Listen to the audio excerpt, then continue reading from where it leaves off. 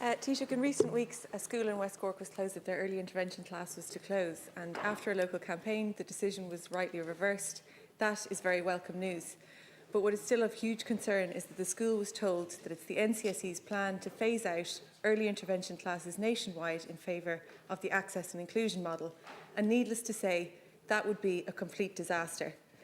Since then, I've been doing my best to try and get answers. At a committee meeting last week, the NCSE had a really worrying and evasive response, I think, where you'd expect them to say absolutely no, that is not the case.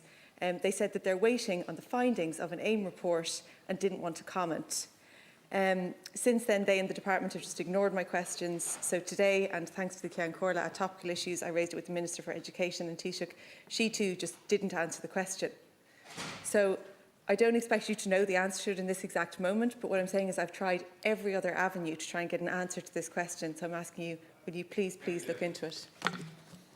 Well, in my days as Minister for Education, I was responsible for bringing in early intervention classes, particularly language classes in national schools, which proved to be highly effective in terms of outcomes for children with language difficulties in particular, or other difficulties. So I'm a passionate believer in early intervention, and we'll discuss this with the Minister for Education. It is, of course, the National Council for Special Education has the statutory remit and freedom to commission reviews to put forward policies. We have to acknowledge that.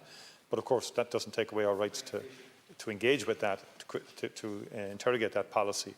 I happen to believe in early intervention on the ground. We shouldn't take away resources that are there already.